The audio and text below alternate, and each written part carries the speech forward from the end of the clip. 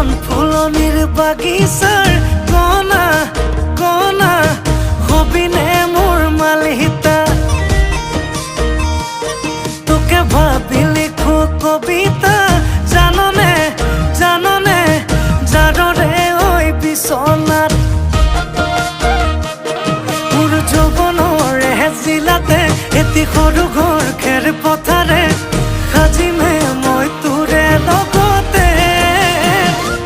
এদেহি পাহাৰ বগাই বগাই চেনি মাই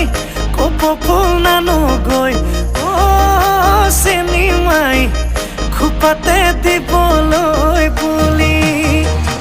এদেহি ভৈয়াম